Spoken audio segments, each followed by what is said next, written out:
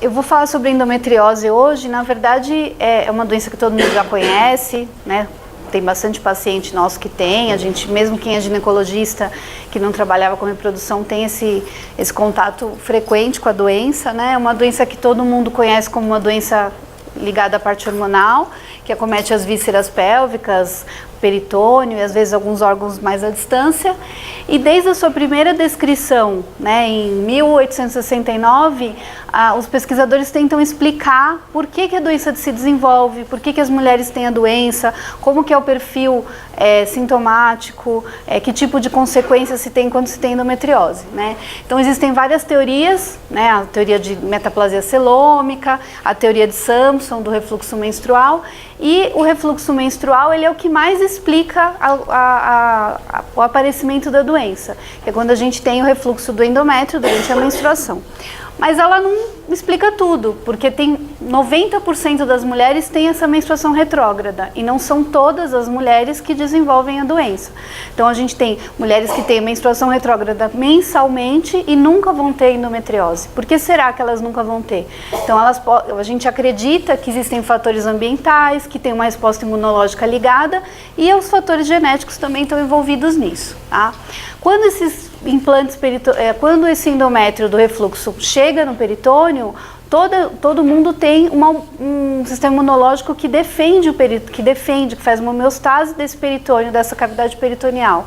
Então, quando a gente tem um cisto ovariano que rompe, que libera líquido do cisto, ou um sangramento, ou até um processo inflamatório, a gente tem um sistema imunológico que defende e que tenta manter a homeostase desse peritônio. Quando a paciente tem esse refluxo menstrual, esse sistema imunológico vai ser responsável por se defender do refluxo e não permitir que as lesões se implantem ou não, né? Então 10 a 15% das mulheres que têm o refluxo desenvolvem a doença por algum problema, provavelmente nessa defesa, nessa homeostase da cavidade peritoneal. Então, se a gente olhar uma lesão de endometriose, a gente vai encontrar todo um processo inflamatório. Então, é uma doença inflamatória, é uma doença que tem linfócitos, células NK, macrófagos, você vai identificar na lesão esse tipo de célula inflamatória. E provavelmente por um mecanismo de apoptose e fagocitose que não funciona adequadamente, que não se defende dessa lesão, faz com que essa lesão se perpetue, cresça, se desenvolva e cause as alterações da endometriose. Então, a gente percebe no fluido peritoneal de mulheres que têm endometriose todo um processo inflamatório, toda uma reação inflamatória crônica que se agudiza durante o ciclo menstrual, por ação hormonal, por desencadeamento de sistema de resposta inflamatória.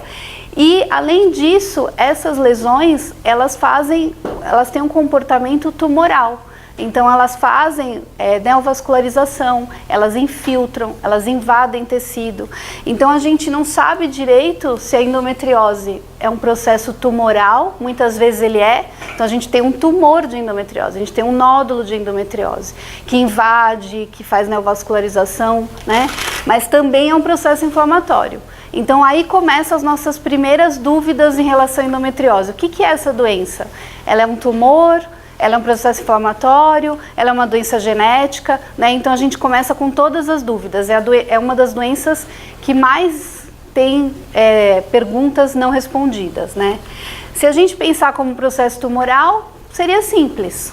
A gente opera, tira o tumor, resolve a doença. Mas todo mundo sabe que não funciona assim.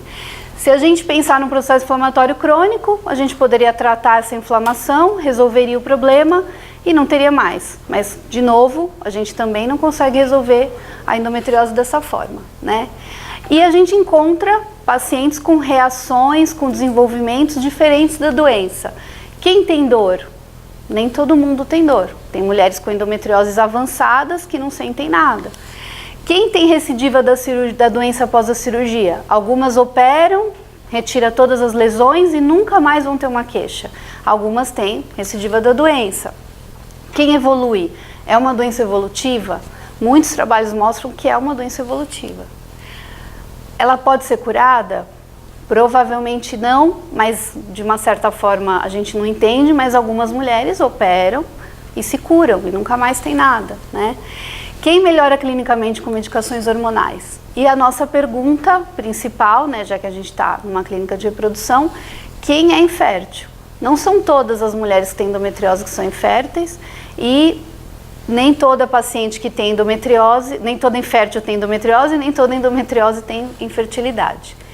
E existem vários trabalhos, várias pesquisas relacionadas à endometriose com a genética, porque a gente sabe que existem marcadores genéticos, tanto da função imunológica, da função neuroendócrina e interações gênicas. E isso está relacionado com o desenvolvimento de várias doenças.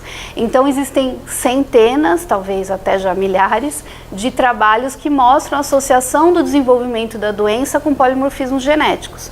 Aqui no Ideia Fértil a gente tem um grupo de pesquisa grande, importante, que tem muitas publicações mostrando vários polimorfismos relacionados ou com a infertilidade, ou com o desenvolvimento da doença, ou com a chance de gravidez. Então a gente tem estudos acontecendo o tempo inteiro tentando identificar. Talvez se a gente conseguir fazer um perfil gênico, um perfil genético, a gente consiga identificar qual é a paciente que é infértil, qual é a paciente que é sintomática, qual é a paciente que evolui e que é a que não evolui. Mas a gente ainda está um pouquinho longe disso. Não existe um gene que leva à suscetibilidade da doença ou que determina se a doença vai evoluir ou não evoluir, né? O que a gente sabe é que existem alterações que mostram uma tendência a uma maior evolução, menor evolução, maior relação com infertilidade ou não. Muitas mulheres são assintomáticas, chega a 15, 16%, tem focos de endometriose peritoneal que são encontrados em cirurgias para outros motivos e elas não têm absolutamente nenhuma queixa. Mas a maioria tem dor. A dor é a principal queixa da endometriose. E a segunda principal queixa da endometriose é a infertilidade. Então a gente tem aqui no nosso serviço pacientes que são um pouco diferentes das pacientes que a gente encontra no ambulatório de dor. Então, se você for num ambulatório de dor, um ambulatório de ginecologia geral, você vai encontrar a endometriótica, a paciente que tem endometriose, que vai lá por quê? Porque ela não consegue ter relação, porque ela prejudica a qualidade de vida dela, porque ela tem dor, porque ela falta no trabalho, porque ela vai ser hospitalizada várias vezes. Esse é um tipo de paciente. Às vezes a gente encontra pacientes aqui que tem essa história, mas a principal queixa e o principal motivo dela estar procurando ajuda é a infertilidade. Então a gente precisa entender qual é a prioridade dela. Então vocês vão atendendo os pacientes, a gente consegue perceber que tem as pacientes que têm a dor como um fator importante e algumas que falam assim, olha, eu tenho dor, mas o que eu quero é engravidar. A dor, tudo bem, já acostumei, já tomo remédio, o que é mais importante para mim é ter uma gestação. Então a gente tem que entender também o quanto é importante para a paciente a dor e a infertilidade, até para a gente conseguir conduzir e identificar que tipo de tratamento a gente vai seguir. Por que a endometriose causa infertilidade? Então a gente tem algumas respostas e algumas perguntas a gente não tem resposta. Que causa distorção anatômica, faz aderência, altera a tuba, motilidade tubária, faz hidrossalpinge, isso a gente já sabe. Se ela causar isso, ela vai causar infertilidade anatômica por fator tubário, né? E normalmente está relacionado com graus mais avançados da doença. Então isso é certo, se ela tem uma endometriose que distorce a anatomia, ela vai ter uma infertilidade por essa causa. Se ela tem um endometrioma que compromete aquele ovário, que compromete a reserva ovariana dela, que interfere na chance dela de ovular, também a gente já sabe que isso vai causar infertilidade. Mas existe um grupo de pacientes que não tem nem distorção anatômica, nem endometrioma, nem imagem, que são as pacientes com estadios mais leves da endometriose. Focos peritoneais, muitas vezes sem comprometimento anatômico ou até sem sintoma. E essas pacientes têm infertilidade ou não têm? Então é uma dúvida, uma das nossas dúvidas em relação a isso. Então, existem várias tentativas de explicar por que uma paciente que tem endometriose peritoneal, um foco peritoneal lá no fundo do saco anterior, longe da tuba, longe do ovário, por que ele pode causar infertilidade? Por que uma paciente com infertilidade vai lá, faz uma laparoscopia, retira 2, 3 focos de endometriose e consegue muitas vezes engravidar? Porque provavelmente esses focos peritoneais, por causa desse ambiente inflamatório, gera uma série de alterações, inclusive um estresse oxidativo, que pode interferir na qualidade oocytária, na motilidade seminal, causando embriotoxicidade, que ainda não tem uma comprovação científica absoluta, mas existem estudos que pode interferir na receptividade desse endométrio e levando à dificuldade da paciente engravidar, que são as mesmas causas da infertilidade sem causa aparente, porque nada disso aparece no exame, na nossa propedêutica básica. Então, quando a gente pede dosagem hormonal, pede exames anatômicos, a gente pede função ovariana, a gente não vê nada. Então, a paciente tem uma infertilidade sem causa aparente. Por que será que ela não engravida? Porque o ósito dela, apesar dela ser jovem, tem alguma alteração, porque ela tem uma receptividade endometrial alterada, e daí a gente cai naquela parte da infertilidade que ninguém tem muito resposta. E talvez uma parte desse grupo de pacientes com infertilidade sem causa aparente podem ter um processo inflamatório causado, por exemplo, por uma endometriose leve, que levam à dificuldade dela de engravidar. Então, a gente precisa entender qual tipo de paciente a gente tem para a gente pensar na conduta, né? Porque nada disso tem uma certeza absoluta, uma comprovação que eu falo, olha, endometriose mínima é causa de infertilidade, então eu opero todo mundo e elas vão engravidar sem fertilização em casa, né? A gente não tem, então a gente precisa identificar, individualizar os casos para conseguir entender que caminho que a gente vai seguir. Então, aqui a gente recebe pacientes que são muitas vezes assintomáticas, ou na verdade elas são sintomáticas, porque a infertilidade é o sintoma delas, mas elas não têm dor, elas não têm queixa de dispareunia, dismenorreia, não tem nada, e elas podem ter feito uma cirurgia por algum motivo, muitas vezes uma laparoscopia por causa da infertilidade mesmo, e a gente identifica a endometriose.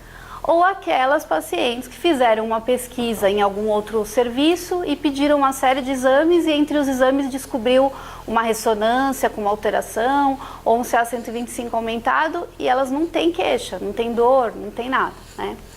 E existem as sintomáticas, que são aquelas que já fizeram cirurgia, que já fizeram um diagnóstico, que já fizeram vários tratamentos, né? Ou que tem uma imagem, numa ressonância, num ultrassom de ovário. O excesso de exames, né, muitas vezes faz com que a gente fique na dúvida se a gente pesquisa endometriose ou não. Então, muitas pacientes chegam com aquela ressonância. Então, elas não têm o marido não fez nem o espermograma ainda, mas ela já fez uma ressonância, né? E daí a gente descobre que o marido tem alteração. Então, assim, elas fazem a ressonância e muitas vezes a ressonância mostra suspeita de lesões e tal, né? Uma coisa assim, um pouco inespecífica. E o que a gente faz? Tem dor? Não. Tem dismenorreia? Não. Tem dispareunia? Não.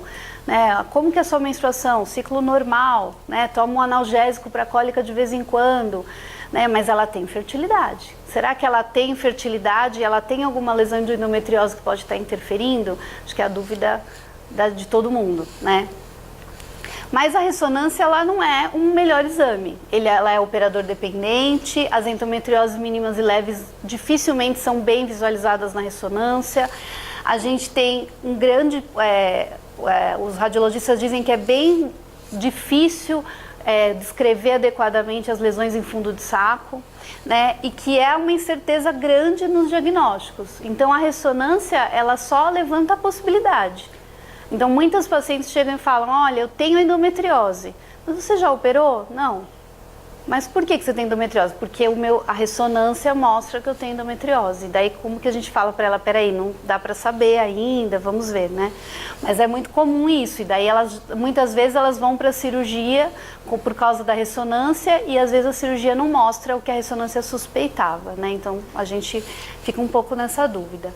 É importante a gente relacionar esse resultado da ressonância com a idade da paciente, com a anamnese e o exame físico. O exame físico é super importante. Então, tem uma lesão em fundo de saco, vamos fazer um toque. Vamos avaliar se o fundo de saco tem nódulo, se tem mobilidade do útero, se tem, né, fazer um exame físico completo.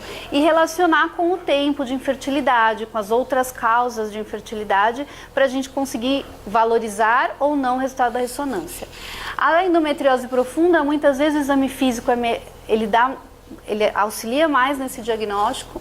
Exames complementares, avaliação colonoscopia, ultrassom com preparo, se for bem feito, muitas vezes ele é melhor do que a ressonância. Então é mais comum a gente chegar com uma ressonância, com um monte de suspeitas, mas se a gente precisa fazer exame físico, tirar a história e individualizar a paciente para entender se essa paciente precisa valorizar essa ressonância ou não. Porque muitas vezes a ressonância ela não tem nada a ver com o quadro clínico da paciente. Outro exame que é comum de deixar a gente com dúvida é o CA-125. Então aqui na nossa rotina a gente pede, mas muitas vezes ele vem completamente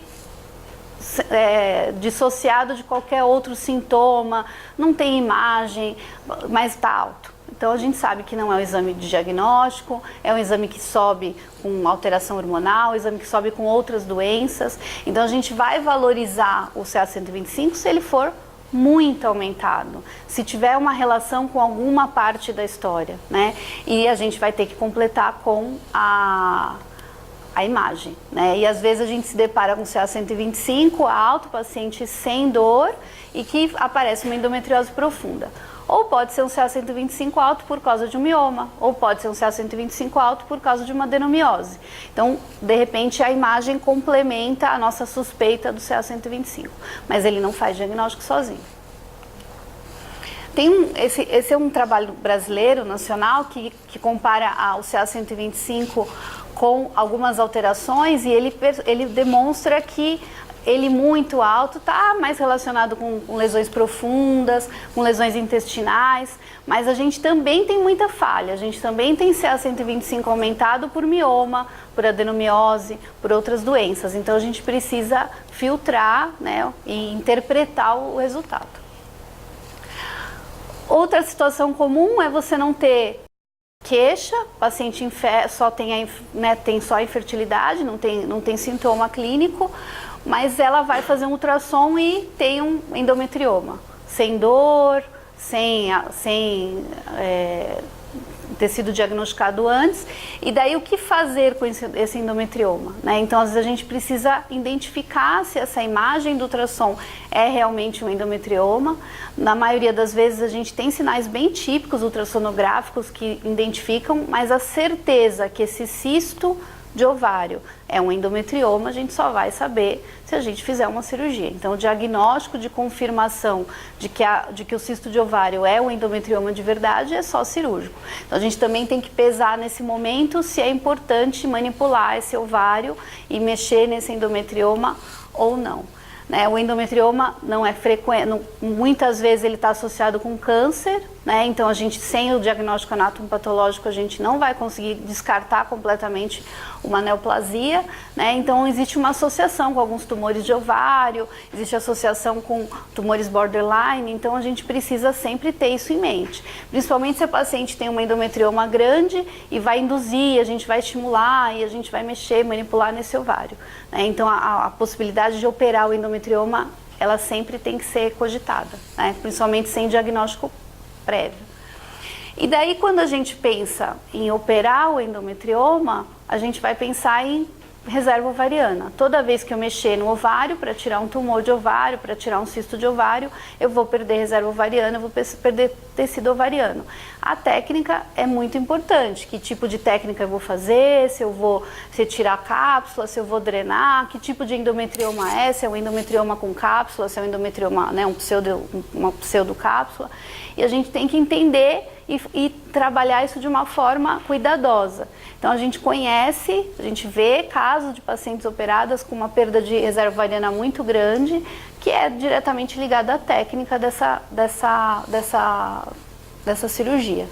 Com certeza, se você tirar a cápsula, se você tirar o endometrioma, você vai diminuir a recorrência, você vai melhorar a dor, você até pode melhorar a taxa de gravidez, mas você tem que pensar que pode cair a reserva. Então a gente vai ter que identificar qual é o momento melhor de fazer. Então muitas vezes eu posso operar o endometrioma para fazer o diagnóstico e posteriormente a paciente tentar engravidar, e já se pensa, dependendo do tamanho do endometrioma, de fazer uma reserva, né, um congelamento, né, uma preservação da fertilidade antes de manipular o endometrioma.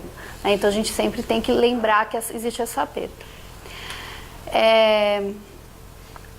É controverso se tirar o endometrioma ou não melhora as chances de gravidez. Então tem um consenso do Escher de 2013 que diz que é nível A, que você tirar a cápsula aumenta a taxa de gravidez, mas ao mesmo tempo tem outras, dependendo do tamanho, pode não aumentar a taxa, pode perder mais reserva, né? Então a gente precisa sempre individualizar. Se esse caso precisa operar, se a gente preserva a fertilidade antes, ou se a gente opera e deixa tentar engravidar espontâneo, se não tem outros fatores de infertilidade, a idade da paciente é importante, né? Então eu não vou pensar em fazer a cirurgia e tentar engravidar depois se ela tiver 40 anos, né? A gente vai pensar em um procedimento mais invasivo e ir para uma fertilização. Então a gente tem que pensar nos outros fatores. Se tiver fator masculino, se tiver fator tubário, então tudo isso a gente vai ter que pesar antes de decidir por operar. Mas sempre que a gente pensar em operar endometrioma,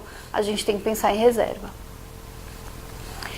Esse é um estudo de 2011 que mostra que a endometriose ovariana não reduz resultados de FIV. Então na literatura é muito controverso. Tem grupos que dizem que o endometrioma estar lá no ovário não muda nada, a chance de gravidez por FIV vai ser a mesma, e tem estudos que mostram que se você tirar o endometrioma vai ter uma melhor resposta. Então a gente tem sempre bastante controvérsia na literatura.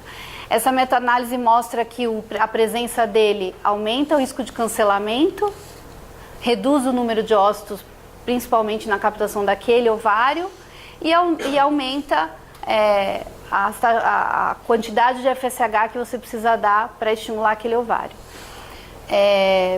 Outros estudos mostram, essa outra revisão mostra que não muda a taxa de gravidez, o endometrioma estar lá, pode dificultar um pouco mais a indução, pode dificultar a captação de óvulo, né, mas ele diminui a quantidade de óvulo, mas que a presença dele não interfere na taxa de gravidez. E daí a gente vem com a dúvida, mas será que a presença dele não altera a qualidade ocitária? Né? Será que a presença desse processo inflamatório ali não vai interferir na qualidade do ócito e consequentemente na qualidade do embrião e consequentemente na taxa de gravidez? Então a literatura ainda é muito controversa, ela não chega numa conclusão. Quando a gente tem pacientes muito sintomáticas, é um outro tipo de paciente, né? É aquela paciente que tem muita queixa, aquela paciente que tem uma qualidade de vida prejudicada pela dismenorreia, pela dor na relação sexual, por alterações intestinais e urinárias. Então essas pacientes, elas que não fizeram cirurgia ainda e que têm imagens e que têm sintomas, elas normalmente vêm com uma programação cirúrgica, né? Então o médico fala, olha, ela tem que operar, mas ela engravida antes de operar ou ela engravida depois de operar? Ela faz preservação ou não faz preservação, né? Então tudo vai estar relacionado com a idade mesmo, né? Se é uma paciente jovem que tem uma grande possibilidade de ter uma endometriose, vale a pena a gente cogitar a laparoscopia para fazer o tratamento da doença, para diminuir o processo inflamatório, para permitir que ela tenha chance de gravidez em casa, sem reprodução assistida. Se é uma paciente mais velha, a gente tem que individualizar muito bem o caso, porque ela não tem tempo para ficar esperando, para operar e depois esperar engravidar espontaneamente. Se é uma paciente mais velha, que não tem nenhuma imagem, mas tem um quadro clínico muito importante, a gente precisa discutir bem o caso, né? Se mostrando para o paciente que a laparoscopia vai diagnosticar e vai tratar a dor dela, mas que não necessariamente vai melhorar a chance de gravidez, e que talvez ela tenha que operar e na sequência ir para uma fertilização por causa do tempo, né? Se é uma paciente que tem imagem, a discussão é a mesma, mas fica um pouco mais complicado. A gente tem que pensar que se ela tem imagem, ela tem comprometimento, ela vai ter, em algum momento ela vai ter que operar. Então a gente só tem que identificar se a cirurgia vai ser prévia ao tratamento, à preservação, ou se ela vai ser posterior. A laparoscopia, quando ela é realizada em pacientes com estadiamentos mais leves, ela pode melhorar as taxas de gravidez, mas ela vai melhorar naquelas pacientes que a gente falou lá no começo, que tem um processo inflamatório crônico e que o processo inflamatório causa infertilidade. Então essas pacientes, se você tirar a lesão, você está tirando o processo inflamatório, então provavelmente você vai melhorar a chance de gravidez, né? Mas existe um grupo que isso não funciona, que são aquelas que a gente não entende por que ela é infértil, não é por causa do processo inflamatório. Tem alguns estudos que mostram que 50% das pacientes com uma endometriose mínima e leve tem uma gravidez espontânea no primeiro ano após a cirurgia. Então esse tempo é importante. Então a gente encontra pacientes que fizeram vídeo, que fizeram cirurgia e que depois o médico entrou com pílula ou entrou com análogo para bloquear o ciclo dela depois da cirurgia. Se essa paciente corrigiu o problema, tratou a doença e ela quer engravidar, a gente tem que deixar que esse primeiro ano seja bem aproveitado. Então ela não pode inibir a ovulação, ela tem que tentar engravidar, porque a chance de gravidez dela é muito boa, né? Principalmente se ela for jovem e se ela não tiver nenhum outro fator de infertilidade. Então a gente não pode operar uma paciente jovem e bloquear. Eu acho que está cada dia menos acontecendo isso, mas ainda tem muita gente que bloqueia depois da cirurgia, mesmo o paciente querendo engravidar. Então, a gente recebe pacientes que fizeram bloqueio de 3, 6 meses pós-cirurgia com o objetivo, né, o médico acredita no objetivo de que vai diminuir a recidiva da doença, mas a gente está perdendo um tempo precioso aí de tentar engravidar espontaneamente. Quando a gente faz a cirurgia, a gente faz uma classificação, né? Então existe uma classificação que é usada há muito tempo, que é da Sociedade Americana de Medicina Reprodutiva, que classifica a doença de acordo com o grau de invasão, o comprometimento tubário, comprometimento de fundo de saco. Mas é uma classificação muito limitada, porque ela não consegue correlacionar com a chance de engravidar nem com a sintomatologia. Então é muito comum a gente pegar pacientes com endometriose mínima, que teria alguns focos peritoneais, com dores muito importantes, ou pacientes com endometriose grave e que nem sabia que tinha endometriose, né? A gente descobre na vídeo. Então ele não correlaciona com sintoma. E com a infertilidade também. Então você tem um monte de trabalhos tentando mostrar se opera ou não opera, melhora ou não a chance de gravidez, mas o que os trabalhos usam de parâmetro? A classificação. Então ele pega a classificação e para poder utilizar como parâmetro para classificar, para dizer quais pacientes engravidam depois da cirurgia ou não. Mas é uma classificação falha. E depois dela, nenhuma outra classificação conseguiu ganhar importância, corpo, conseguiu mostrar, relacionar isso. E daí em 2010 foi publicado essa classificação, esse índice, que é o índice, um índice da fertilidade da endometriose, que é uma classificação diferente. Ela é uma classificação cirúrgica, ela utiliza da Sociedade Americana, mas ela também junta situações da fertilidade. A idade, ela considera a idade da paciente, o tempo de infertilidade. Então é uma classificação mais completa. Então esse índice, ele vai mostrar, a imagem não ficou boa, mas ele vai mostrar a função da tuba e do ovário. Então ele tem uma descrição do que é uma lesão leve, moderada e grave, e ele dá uma pontuação para a lesão de cada tuba, de cada ovário e das fímbrias. Então isso ele dá uma pontuação. Ele vai avaliar a idade da paciente, se ela tem menos de 35, ou entre 35 e 39, ou mais de 40, quanto tempo de infertilidade ela tem, e se ela já teve uma gestação anterior. Ele vai dar uma pontuação também. E ele vai relacionar tudo isso com a classificação da Sociedade Americana. E ele faz uma pontuação que vai dar um prognóstico de fertilidade. Então é uma classificação nova, 2010, mas vários trabalhos depois dela estão começando a utilizar. Então a gente ainda não tem muita evidência, mas eu acredito que como os trabalhos estão utilizando a classificação para mostrar se aumenta a chance de gravidez, a cirurgia ou não, então a gente talvez tenha um norte um pouco melhor em breve. São poucos os trabalhos que existem, mas já estão tomando um pouco mais de corpo, né? Com essa classificação, ele identifica que pacientes com índices, ela é o contrário, quanto maior a pontuação, melhor a chance de gravidez. Então, a pontuação boa são pacientes que não têm lesão, que têm pouco tempo de infertilidade, que são jovens. Então, essas pacientes têm uma chance de gravidez maior. E as pacientes com uma pontuação mais baixa, que têm lesões maiores, que têm mais tempo de infertilidade, que nunca engravidaram, tem uma chance de gravidez menor depois da cirurgia. Então, é uma classificação que eu considero promissora, porque ela vai tentar relacionar um pouco mais o que a anterior não conseguia.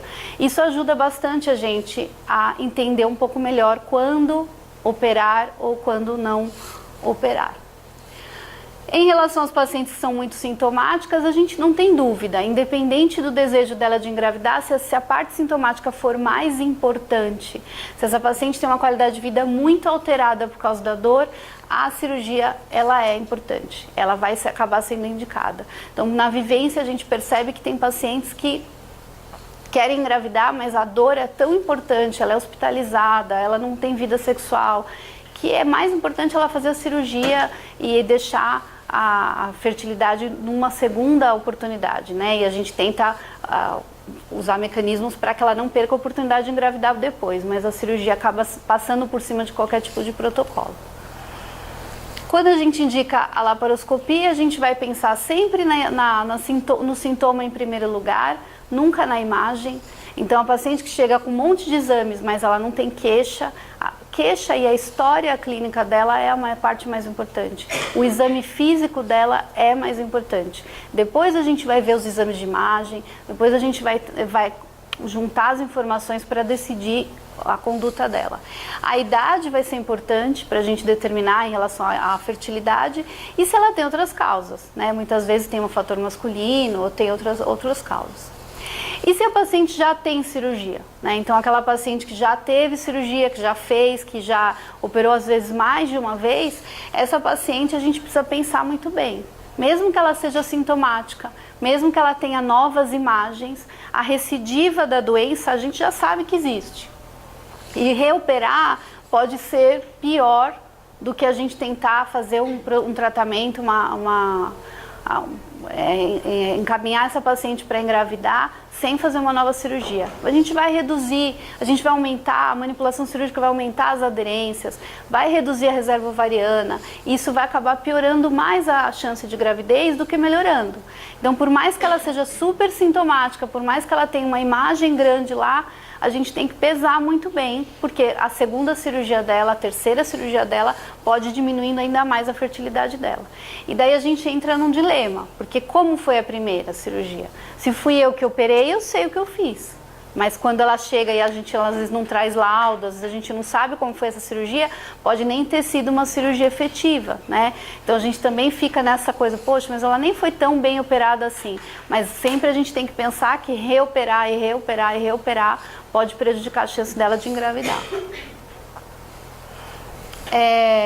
Quando a paciente chega com cirurgia realizada, assintomática, tubas pérvias e sem outro fator de infertilidade, como eu falei antes, é importante a gente dar um tempo para essa paciente. Então, normalmente, a gente, se ela for uma paciente jovem, a gente deixa que ela tenha pelo menos 1 ano de tentativa. Lógico que respeitando o desejo dela, mas 1 ano de tentativa, espontaneamente em casa ou com uma baixa complexidade, os estudos mostram que a gente tem essa chance de gravidez, se foi uma cirurgia realizada recentemente e ela está assintomática.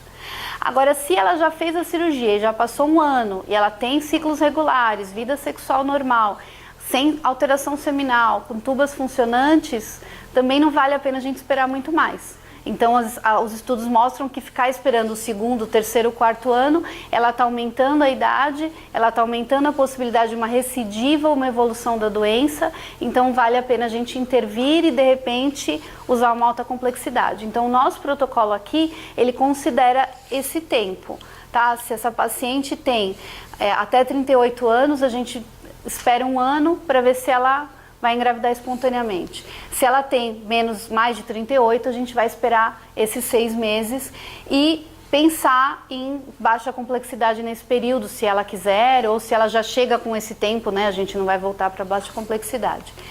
Mas se ela tem mais de um ano ou mais de 6 meses, não importa o grau da doença, a gente vai considerar como um insucesso da baixa complexidade.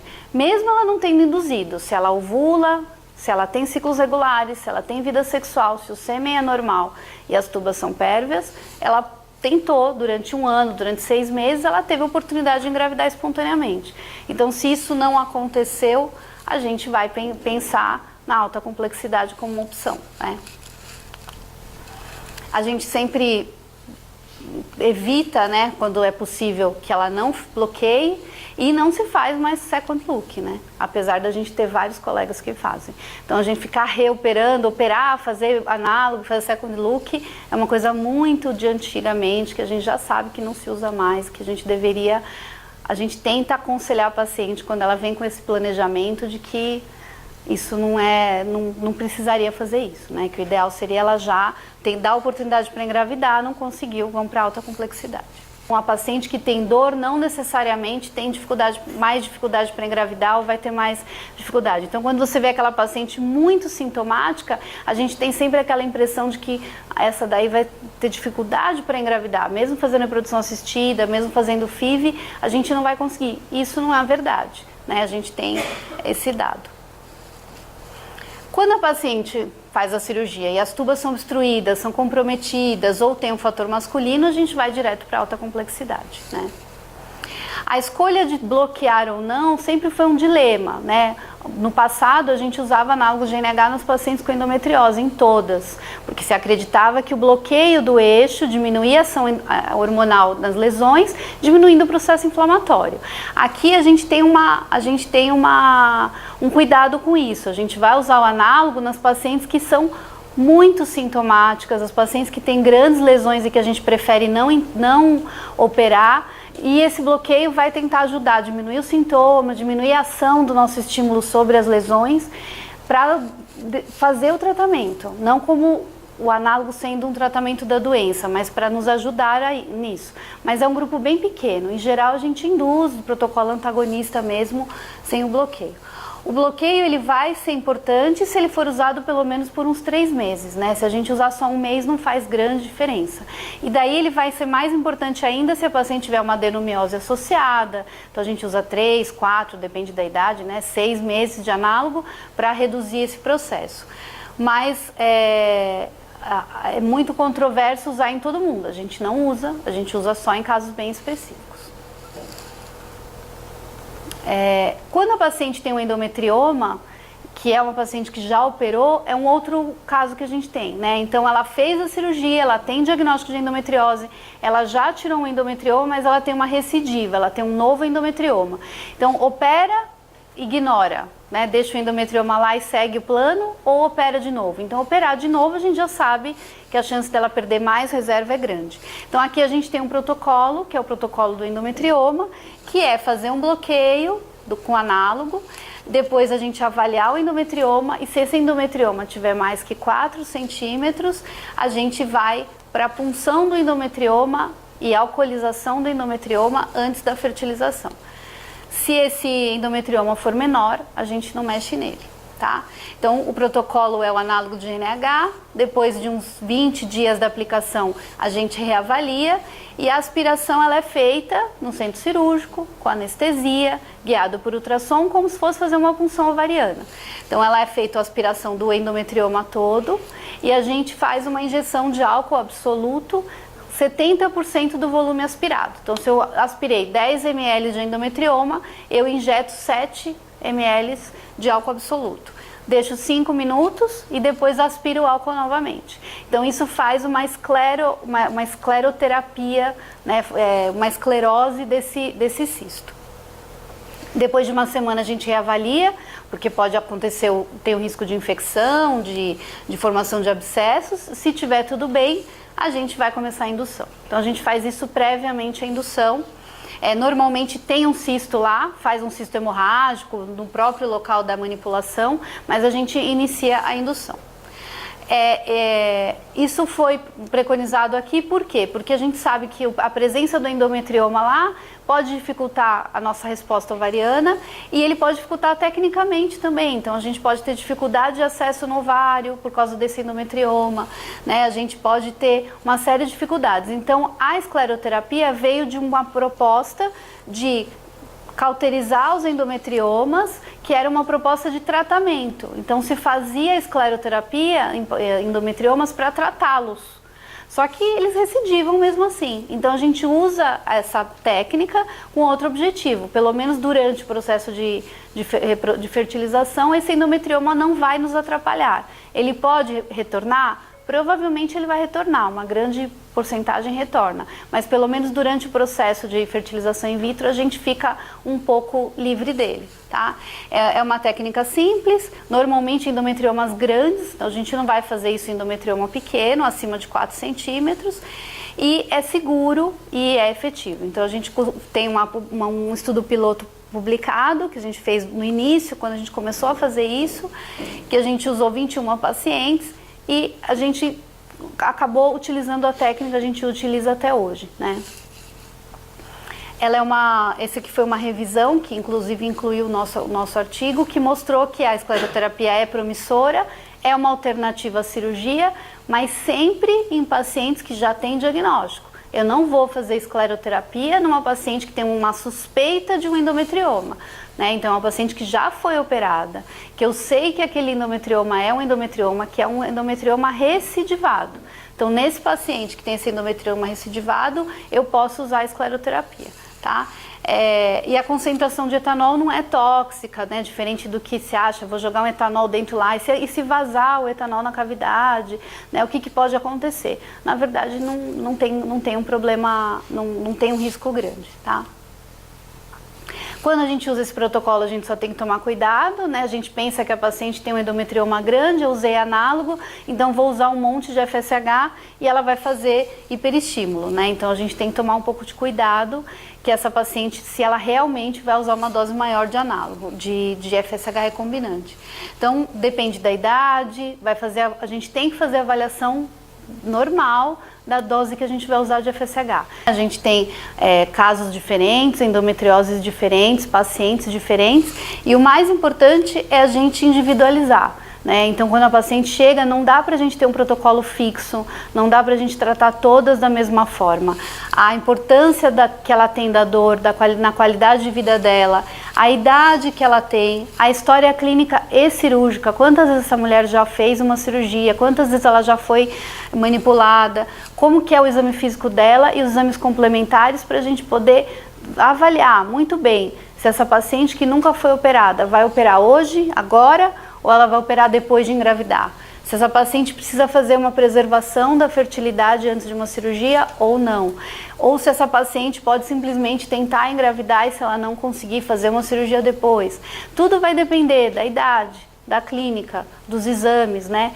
E quando é uma paciente muito manipulada, é sempre muito mais difícil, né? Porque a reserva já está baixa, ela já é uma paciente com uma história bastante difícil, né? Emocional, então a gente tem que tomar bastante cuidado e a paciente com endometriose precisa ser muito bem individualizada para a gente poder entender. E as dúvidas vão continuar, né? Se a gente opera ou não, é sempre individualizar e tentar achar o melhor caminho para ela.